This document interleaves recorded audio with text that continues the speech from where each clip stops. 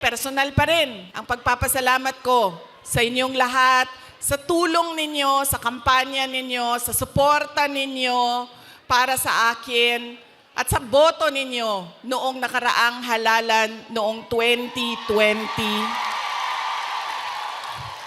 at sa susunod na halalan sa 2020.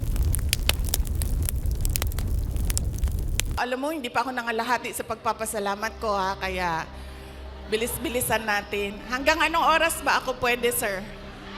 Go lang daw. Go. Ay, hindi kami pwede mag-abot ni PRD kay kasabon na pud ko oton.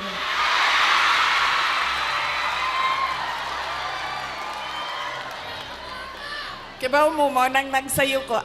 Tagalog din. Alam nyo, bakit ako nandito ng maaga? Gumising talaga ako ng maaga. Ang alarm ko, 6:30 a.m., 7 a.m., 7:30 a.m., 8 a.m. 4 yung alarm ko. Para hindi kami mag-abot ni President Rodrigo Duterte. Kasi pagagalitan na naman niya ako sa mga pangyayari. No, hindi naman siya nagagalit. Actually, mabait. Kumalma na si PRD nung medyo nagka-edad na siya. Mahal ko kayo.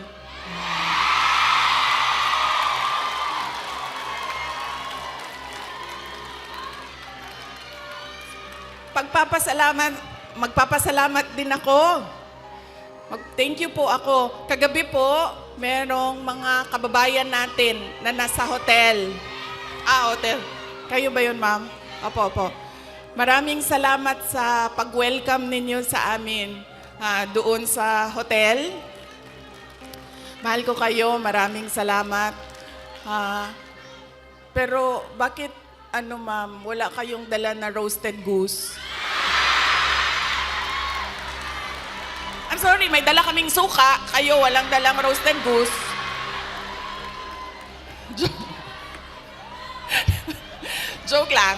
Joke lang. Pero salamat Salamat sa pag-welcome ninyo sa amin doon. Sigurado ako na kahapon may kailangan din kayong gawin. Busy din yung oras ninyo. Pero pumunta kayo doon at winelcome nyo kami sa hotel. Maraming salamat sa inyo.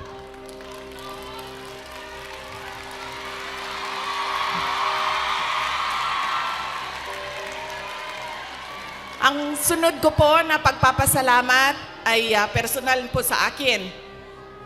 Para sa inyong lahat, mga kababayan namin dito sa China, sa Hong Kong, sa Macau, dahil noong 2016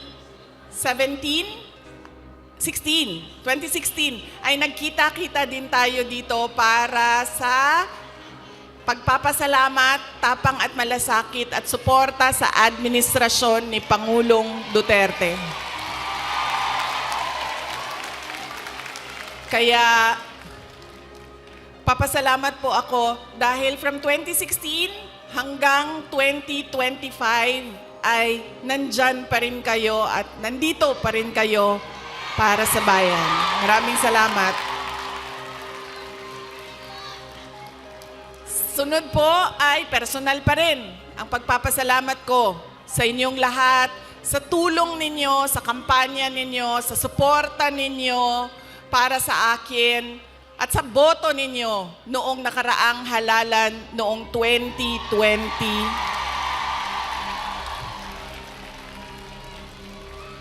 At sa susunod na halalan sa 2020. Joke lang. Joke. Sandali lang.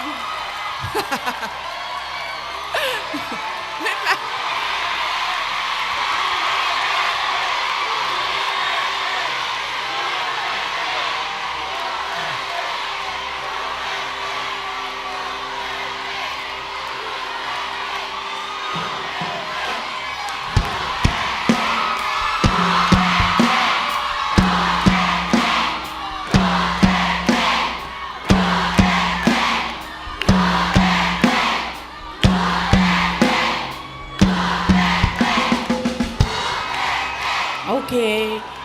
Papunta na po ang suspension order. Sige. Sige. Maraming salamat sa suporta ninyo noong 2022. Thank you very much sa inyong lahat, mga kababayan. Alam nyo, una ko pong naramdaman na mukhang mananalo ako sa eleksyon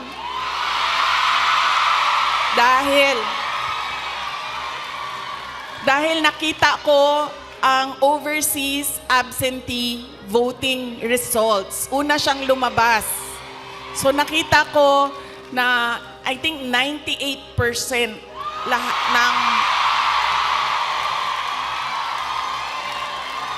ng OFW votes ay para sa akin. Kaya doon ko naramdaman na parang baka siguro manalo ako. Kaya maraming salamat sa inyo.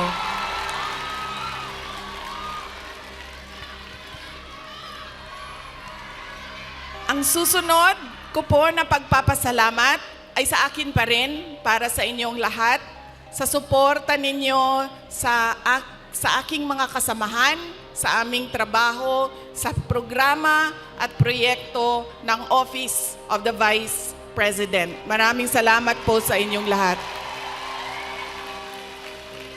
Dahil kayo lang po ang sumusuporta sa OVP, ang buong gobyerno po ay iniwanan na po ang OVP.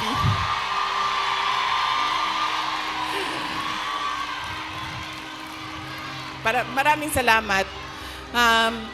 Yung satellite offices po namin sa iba't ibang lugar ay naningkamot. Ano sabihin naningkamot? Nagsisikap. Yung satellite offices po namin ay nagsisikap na mahanap yung mga geographically isolated and disadvantaged areas at hindi lang nakatuon sa National Capital Region. Kaya salamat po sa suporta ninyo sa Office of the Vice President. Ang susunod po na pagpapasalamat ko ay ang mahal ko kayo.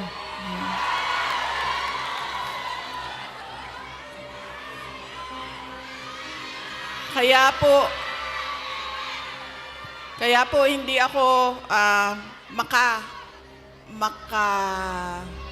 hindi ko maiwanan ang aking katayuan, tama ba, pwesto, posisyon, dahil sa inyong lahat.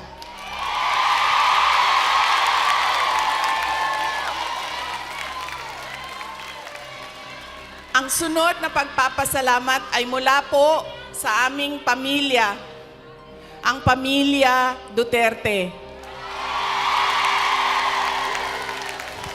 Napakalaki po ng utang na loob namin sa inyong lahat.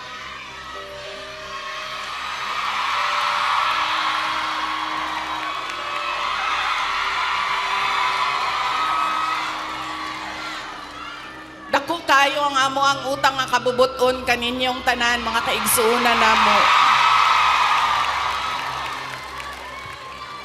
Sa pagkakataon na ibinibigay ninyo sa amin na makaserbisyo o makapagtrabaho sa ating pamahalaan. Sa oportunidad na ginahatag ninyo kanamo nga makasilbi sa ato ang nasud.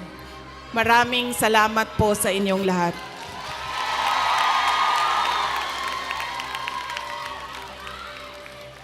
Okay, so yan na po ang aking mga pagpapasalamat. Meron pa ba akong hindi na Maraming salamat, ma'am. Ang sunod ay lilipat na po ako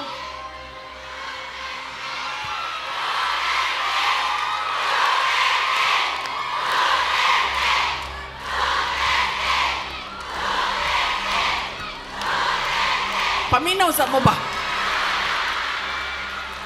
Kadyot lang ba? Alas 12 na.